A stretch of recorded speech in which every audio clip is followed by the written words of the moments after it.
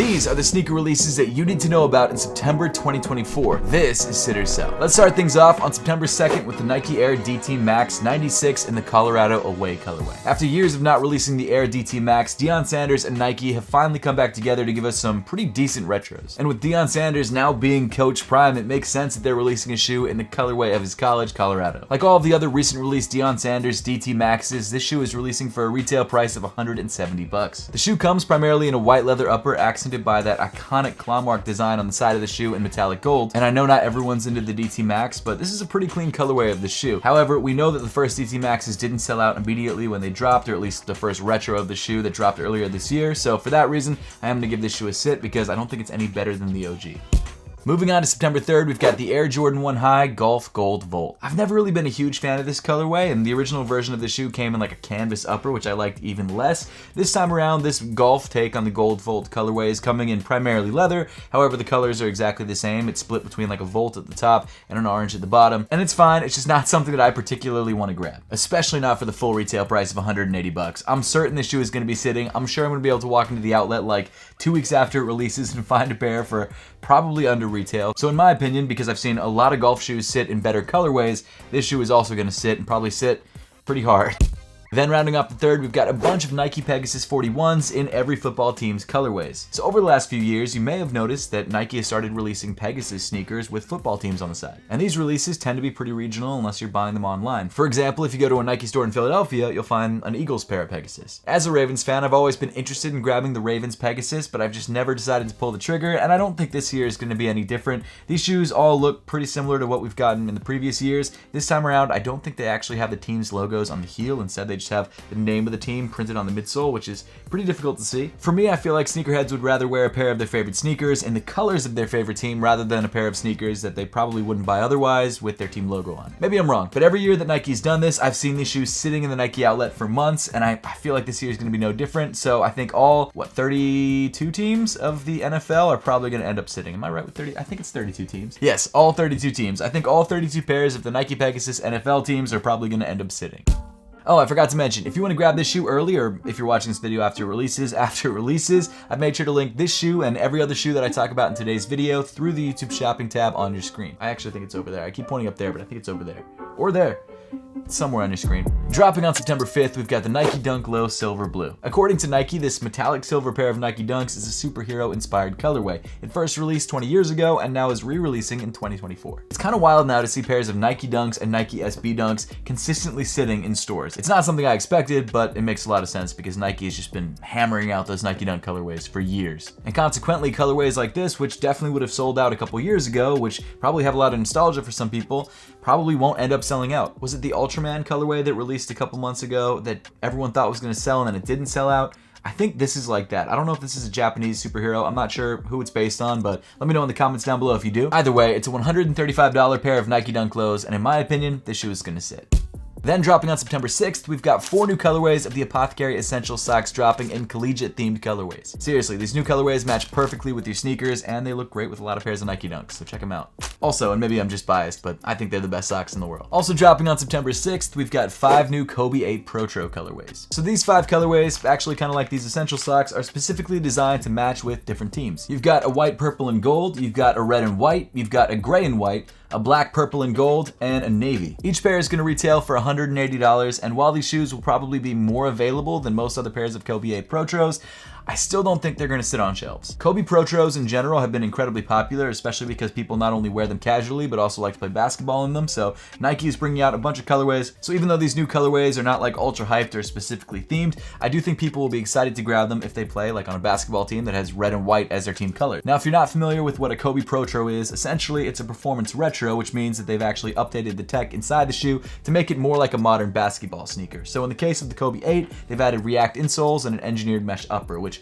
was probably actually on the original, but the React insoles are new. Plus, because we've got 5 Kobe 8 colorways releasing on the same day, hopefully in somewhat large quantities, this should give people who've wanted to grab Kobe 8 Protros for a while a chance to grab these shoes for retail. Now, personally, I don't think these shoes are going to fly off the shelves the way that the Mambacitas did or the way that the Venice Beaches did, but I do think these shoes will be relatively popular, and I don't think they're going to sit around for very long. So overall, I'm going to give each one of these colorways a sell. It might not be an instant sell, but I do think within like a week or two, they're probably all going to be gone.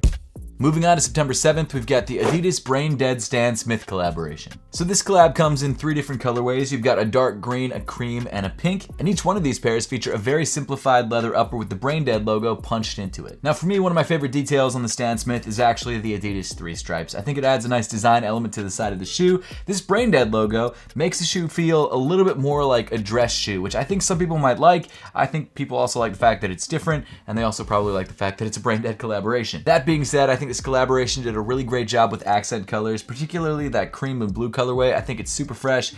I would grab any of these shoes if I saw them sitting in a store. However, I don't know if that's actually going to be possible because I think they're mainly releasing through an Adidas draw on the app. Maybe at some other boutiques, I don't know. But either way, I'm sure they're going to be very limited and probably pretty difficult to get. That said, if you are lucky enough to be able to grab a pair for retail, you're going to be paying $150, which is not bad. It is $50 more than a standard pair of Stan Smiths, but still not terrible. And genuinely, the materials used on this shoe look pretty solid. So in my opinion, I think that all 3 of these colorways will probably end up selling out. Moving on to September 12th, we've got the Puma Mb.04 La France colorway dropping. This is LaMelo Ball's latest signature sneaker. It comes in this really nice light blue color. Apparently it's the La France colorway, or La France. I don't know exactly which way you're supposed to say it. I really like what Puma has done with the MB line. I feel like each one of these shoes have always been not only decent looking sneakers, but also good performance basketball sneakers, and they all share very similar DNA. They all look like they're from the same line, which is not always the case when it comes to basketball sneakers. Definitely more of a crazy looking colorway because you've got the whites and the grays and the light blues and all sort of good stuff. Not something that I plan to pick up personally, but for $125, you can grab a pair for yourself when they release it, probably Foot Locker, and most likely don't end up selling out. That being said, because I think it is the first MB.04 to release, I could be wrong about that, but I think it is the first MB.04 to release. It could sell out, but if you go on the day of release, it should still be sitting there when you walk into the store. Also dropping on the 12th, we've got the Puma LaMelo Ball La France 1 of 1. This shoe is LaMelo Ball's Puma lifestyle sneaker, and it shares a lot of similarities to a very popular skate shoe from back in the day. Now I will say, I think it's a really interesting looking sneaker. I like that it doesn't look like anything recent, at least, and this all blue colorway is pretty clean. Now as a 30-something-year-old man, I don't think I could pull this shoe off. I wear a lot of ridiculous looking sneakers, but it's not that this one's ridiculous, it looks a little too playful for me, I'm gonna be honest. So I probably couldn't pull this shoe off, but if you have $110 and a dream, you could definitely rock it. I actually really like what Puma is doing. I just think I'm too old to rock this shoe. And I also think because it's such a unique looking sneaker, at least for today's time, it probably won't fly off shelves, so for that reason, I'm giving this shoe a sit. Dropping on the same day is the Nike Book 1 Python. This $150 sneaker is Devin Booker's latest Book 1 silhouette, this time around coming in a python skin upper, presumably faux python skin. Otherwise it'd probably be a lot more expensive than $150. It's alright, snakeskin is not something I can pull off.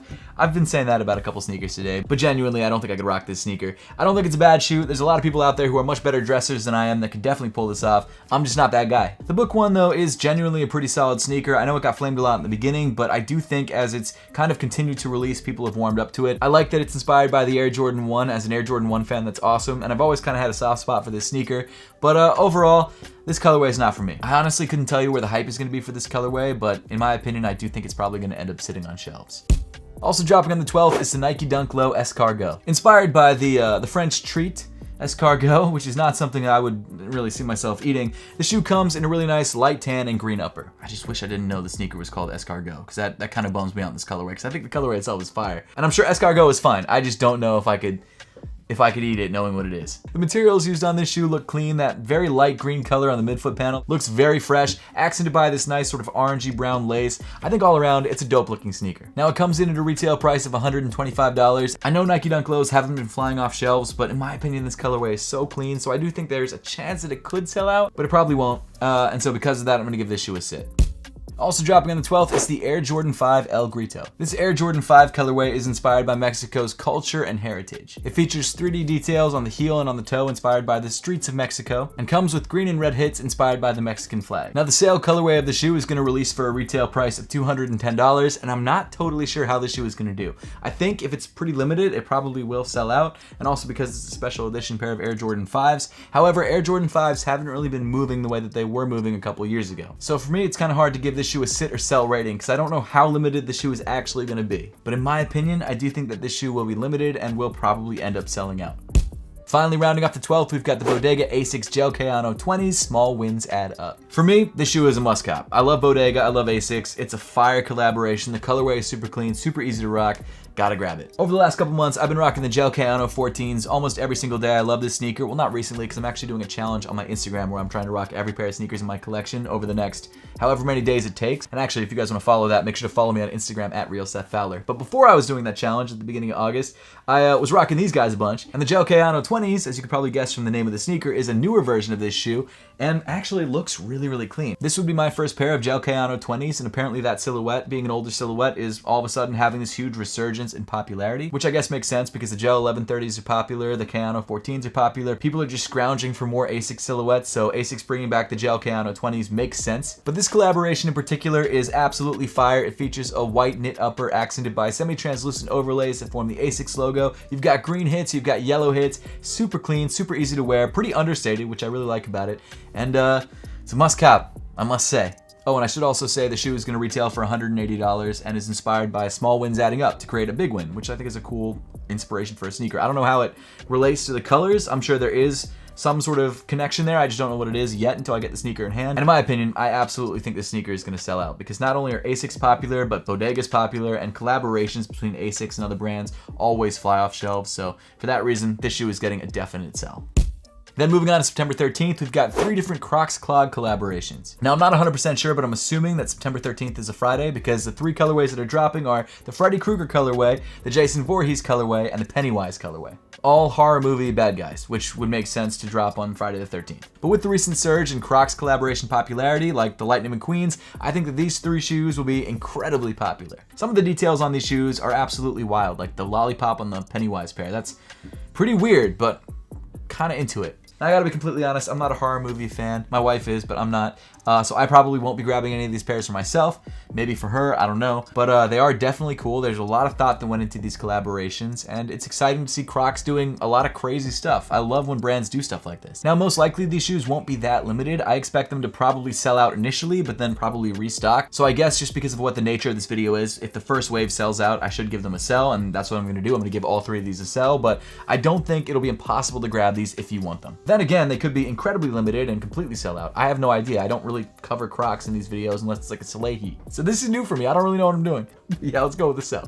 Next up, we've got the Nike Jam Train Futura. So the Jam is an official Nike breakdancing shoe, and this Futura colorway or Olympics colorway is dropping in honor of the Olympics. I'm actually interested to see whether the fact that the Olympics are no longer doing breakdancing will affect the resale price of this shoe. I mean, shoot, if Raygun had a pair of these, it might have been different. Now, all jokes aside, this shoe is a pretty decent looking sneaker. It's $130 retail, and even if it wasn't specifically a breakdancing shoe, I think people would grab it because it's just a clean look. Plus, it's a Futura collaboration, which should help to add some hype to this particular colorway. However, I don't know if it'll be enough hype to actually make the sneaker sell out. So because of that, I'm gonna give this shoe a sit. However, if it does sell, it'll probably resell for around what the retail price is.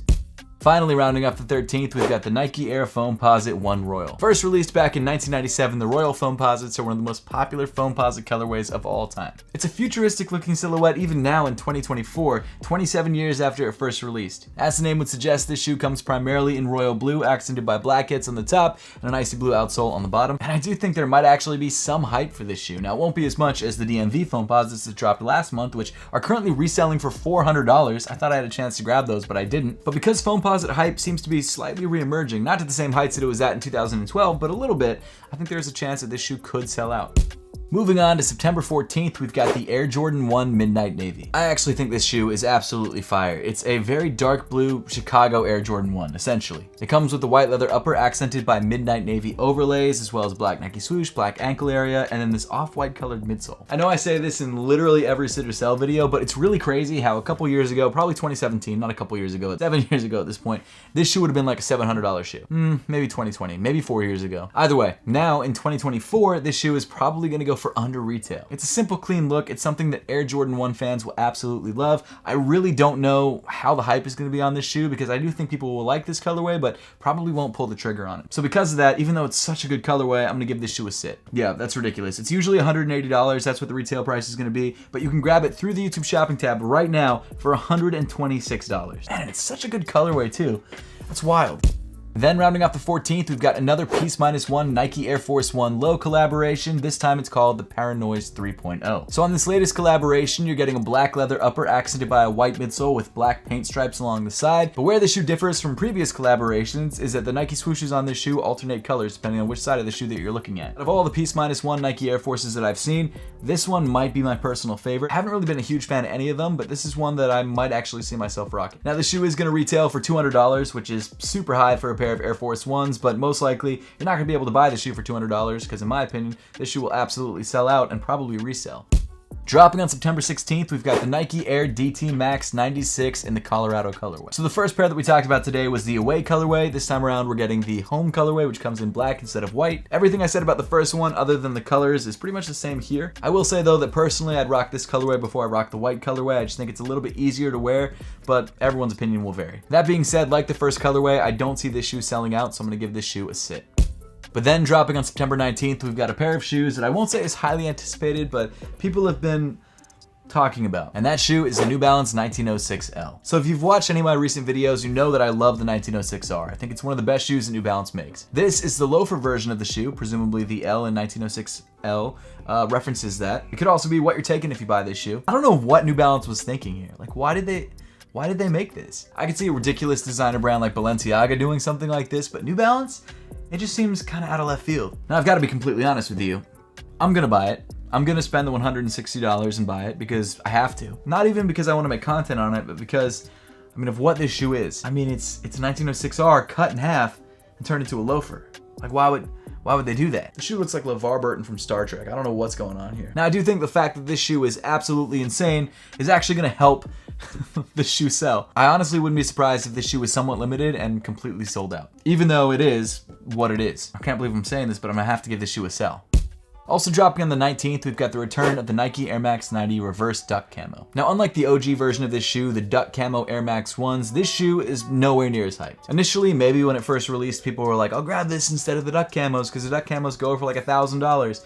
These ones pretty much go for under retail. I'm not at all implying that a shoe that goes under retail is a bad shoe. I'm just saying that there's a reason this shoe is going for under retail, and it's not just because the sneaker market is soft. This colorway just doesn't hit as well as the Duck Camos hit. It just doesn't do it for me. I don't think it does it for a lot of people, and that's probably why the 2020 version of this shoe is currently selling for like $40 under retail. But for whatever reason, Nike's bringing this shoe back on September 19th for $140, and if you want to grab it, go for it. It shouldn't be that hard to find. I think the shoe will probably end up sitting. And then finally rounding up the 19th, we've got the Nike Kobe 9 Elite Low Protro Halo. That is a really long name. I didn't realize how long that was when I was reading it in my head, but saying it out loud, it took like a minute. This shoe is gonna sell for a retail price of $210, so it is kind of expensive, but for the tech that you're getting with this shoe, I kind of think it's worth it. You've got carbon fiber plating on the heel. You've probably got carbon fiber in the midfoot. I don't know if the shoe is going to feature React like the Kobe 8s that we talked about earlier in the month, but who knows? But man, that Flyknit upper on the Kobe 9 Elites is elite.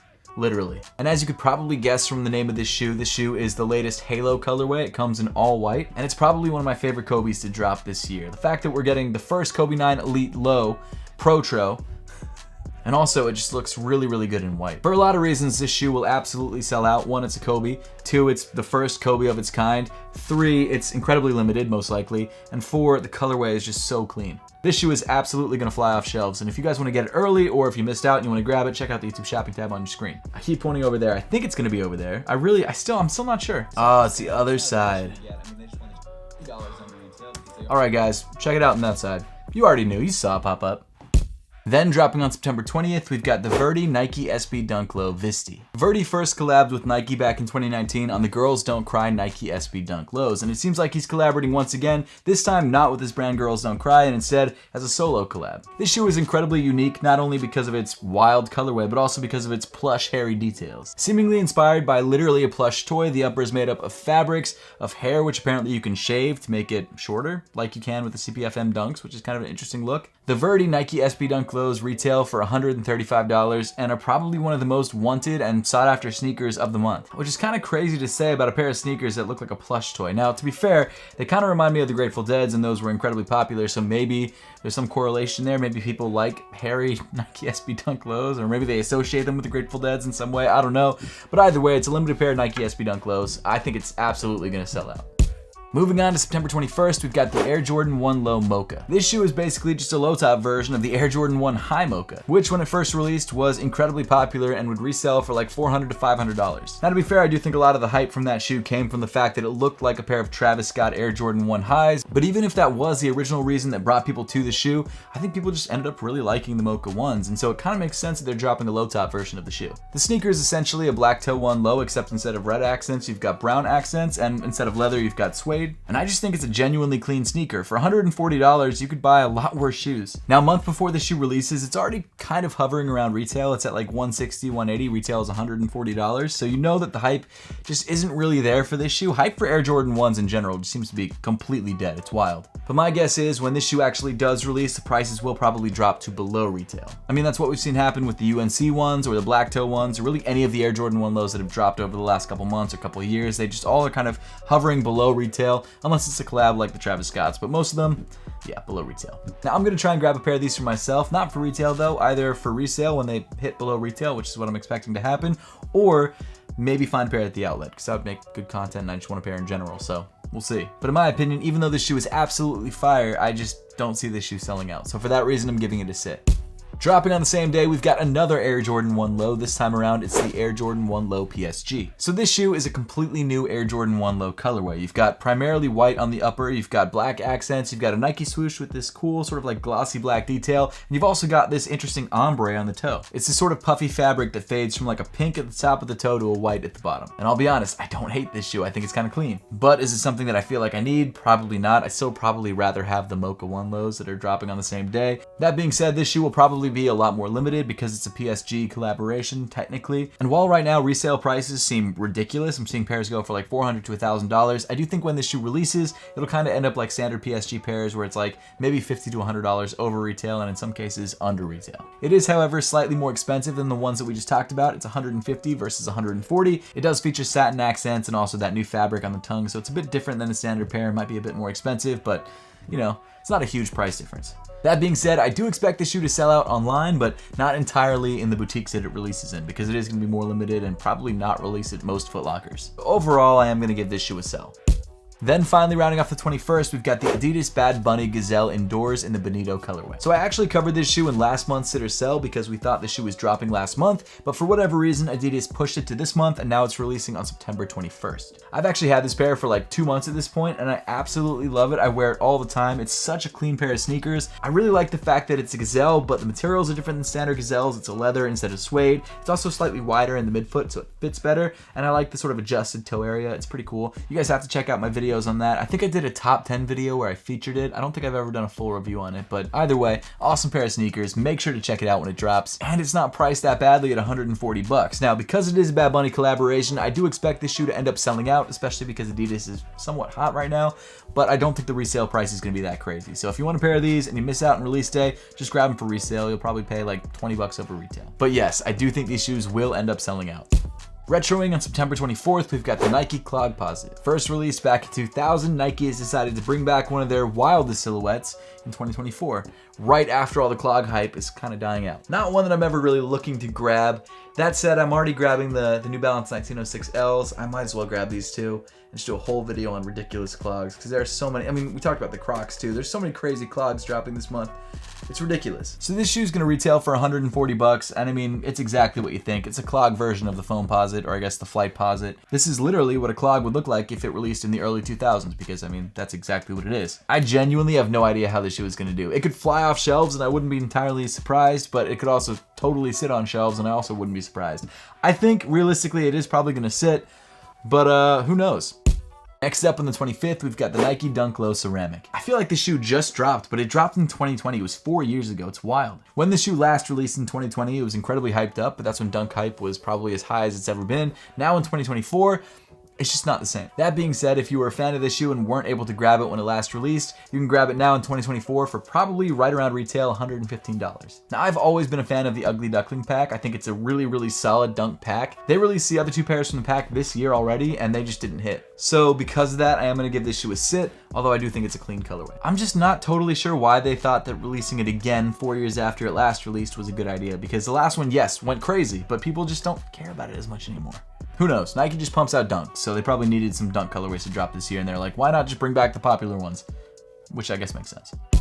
Dropping on September 26th, we've got the highly anticipated Ma Maniere Air Jordan 4 While You Were Sleeping. I love the original Ma Maniere 4s. The Ma Maniere 3s, the original pair, is like one of my favorite sneakers of all time. I really love where they at. I actually also really love the While You Were Sleeping Air Jordan 3s that just released. I think they're fire. But for some reason, the hype behind these just was not there. In fact, they were really easy to get. I got exclusive access in the sneakers app. I got a pair on Ma Maniere. They were sitting for like an hour after they released, and then I think they pulled pairs, possibly. I don't know for sure. They just kind of disappeared at one point. But those 3s weren't really difficult to get, which is kind of surprising because the original 3s go for like $1,000. They used to. I think they go for like $600 now or $500 now. Doesn't matter. That shoe was so popular. I thought that the new ones would be just as popular, but they weren't. So I'm interested to see how the 4s do. Now, I think the 4 is a more popular silhouette currently than the 3, so I think the 4s have a better chance of selling out, but I really don't know what the hype is going to be like on them. That said, the colorway that's releasing is fire. You've got this sort of light cream upper with suede hits around the toe. You've got this dark cream or almost black accent on the midsole. The rest of the midsole is a very cream color, and then you've got purple on the outsole. The sneaker itself looks amazing, and I just genuinely don't know what's going to happen. The shoe is going to retail for $225.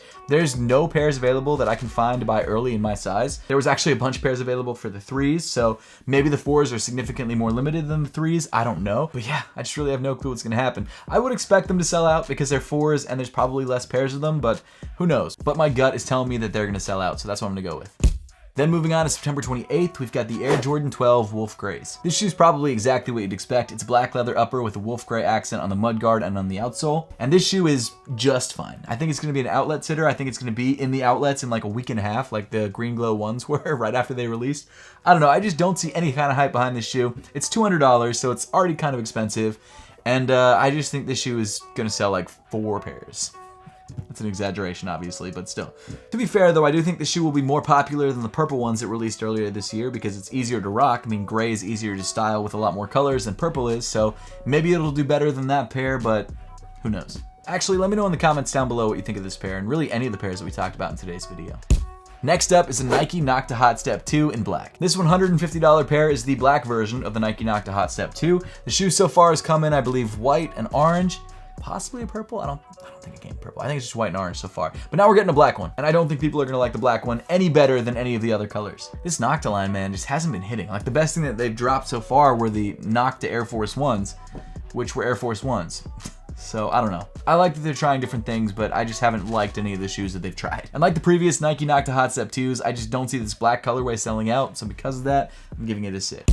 Moving on to September 28th, we've got the Travis Scott Air Jordan 1 Low Olive. This medium olive Travis Scott Air Jordan 1 Low is supposed to retail for $150, which sounds pretty standard for Travis Scott Air Jordan 1 Lows, and it actually kind of feels similar to the Travis Scott 1 Low Golfs it released a couple months ago, except instead of sort of a very light olive green color, you've got more of a medium olive green. It also features similar color blocking to the reverse mochas, so you've got white overlays and then the darker olive color is actually on the main panels of the shoe, and it also comes with white laces and pink laces, and I'm sure probably a third color. I probably will switch the laces to pink because I really like the way that pink looks with these green sort of colors, so I don't know. I really have to grab a pair for myself. You know what? We did make a pair of Travis Scott Air Jordan 1 Low reverse olive inspired socks, and the colorway of those socks might actually match these shoes perfectly. I'm gonna have to try that out. Either way, it's a clean colorway, and I'm definitely gonna try and give you guys an early review if I can get them. And of course, being a Travis Scott Air Jordan 1 Low, it will absolutely sell out. But that pretty much wraps up the month. Make sure to subscribe, and I will see you all in the next one.